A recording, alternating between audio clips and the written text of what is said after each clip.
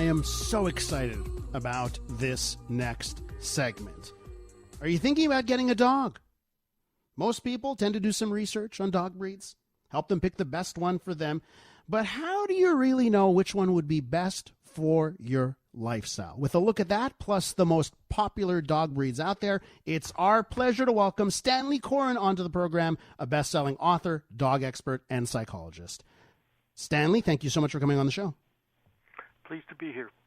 I want to tell you something that when I got my dog 15 years ago now, he died last year, but when I was getting my dog, I bought 2 books, How to Speak Dog and How Dogs Think, both by you, and I got to tell you, they taught me everything that I needed to know, and I really feel like I had such a great time as a dog owner with my dog, who's a Nova Scotia duck-tolling retriever, by the way, which I know you love. And I just want to thank you. I really want to thank you. Those books made me a better dog owner. I'm really glad they were useful. A lot of people tend to think that dogs are sort of plug-and-play toys, and you don't have to know anything except where to put the water bowl. But that's really not true. It is not true, and there seems to be a dog for everybody. Why don't you get into the popular dog breeds right now, and how to pick the one that is right for you? Well, the American Kennel Club just released its newest set of rankings, and at the top of the popular dogs is the Labrador Retriever, and it has been the number one dog in terms of popularity for at least 30 years.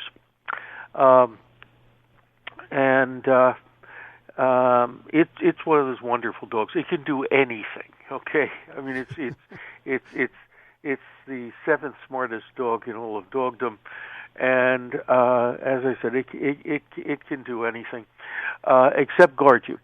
Uh-huh. I mean, its idea of guarding you is to fall asleep across the door so that the burglar will trip over it at night.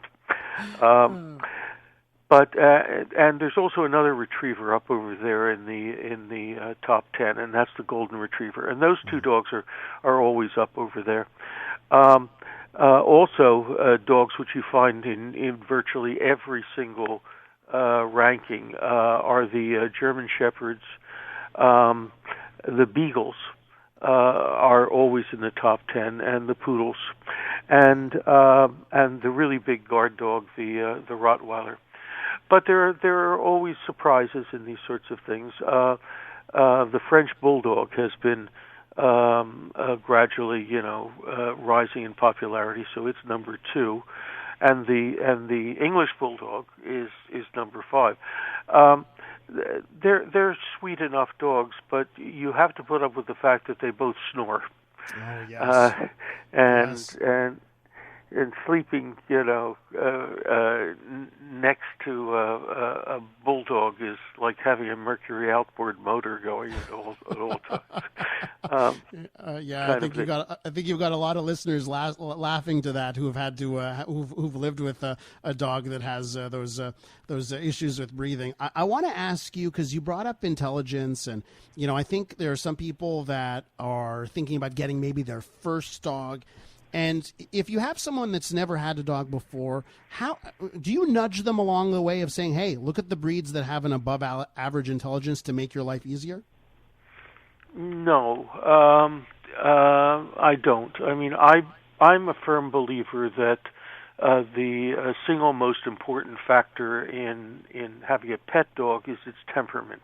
Mm-hmm. So, for example, the Beagle, which is always in the top 10 of popularity, is actually 7 from the bottom in terms of intelligence, which means that the chair that I'm sitting on right now is smarter than a Beagle. But they and by the way, I've just lost my own Beagle, but they have this wonderful intelligence, temperament. They're very sweet. They're a convenient size. They're low maintenance, and if you have like me, I have 10 grandchildren and 2 great grandchildren. Um, it's the perfect dog to have around kids because they're relatively unbreakable, and that that the fact that they are not so bright means that they forget that 2 hours ago that kid yanked my ear. Mm-hmm. And also it's the case that if you get a really intelligent dog and you're never at home, now of course nowadays with the Everyone's pandemic, home, everyone's home. But let's say you get a Doberman Pinscher, okay? They are number 5 in terms of overall intelligence, working obedience intelligence. You can if you're out of the house for 8-10 hours a day, that dog's going to get bored. And he's going to destroy your sofa and wipe out your Ming vase collection. On the other hand, if you have a bulldog, which is down in the bottom 10%, they're very sweet dogs, and it'll take them 5 or 6 hours to recognize that you're gone. And when you come home, there's this very sweet dog who meets you at the door, and your entire house is still intact. So you have to pick the dog to fit your lifestyle. So if you've got a relatively active lifestyle, then some dogs like the retrievers are quite adaptable, and will run with you and that sort of thing. But the rule of thumb is if there are 2 dog breeds that you are considering, always pick the one which is a little bit smaller and a little bit less active, because it is manageability, which is associated with size, which is one of the problems that some people have with dogs, and activity level, and those are the 2 things which people tend to complain about the most when they have dogs. So, for example, the number 1 dog in terms of canine intelligence is the Border Collie, and they are absolutely wonderful dogs, except for the fact that they are incredibly active, and you've got to provide them that lifestyle. Well, you they need a job, okay? And if you don't work them, they become neurotic, and they're smart enough to make you neurotic too.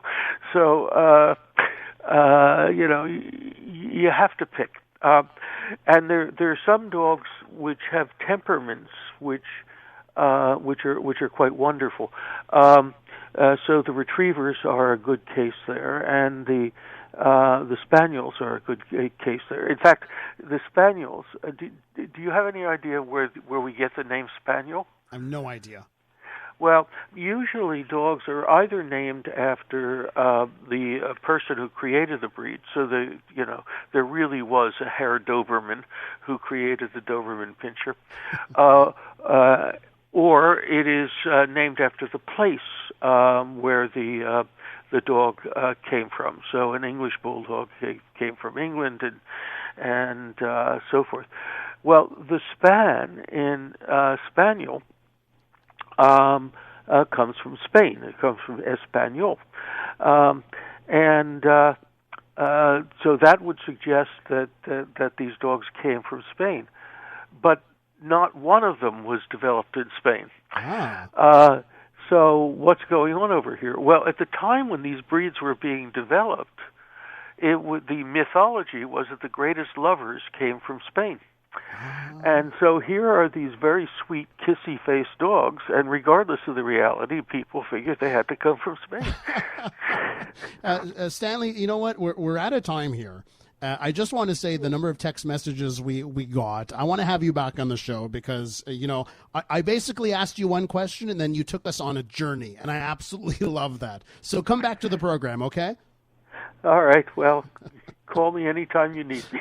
That's Stanley. That's Stanley Coren. He's a best-selling author, and the two books that I read that really changed my life when it comes to dog ownership: How to Speak Dog and How Dogs Think.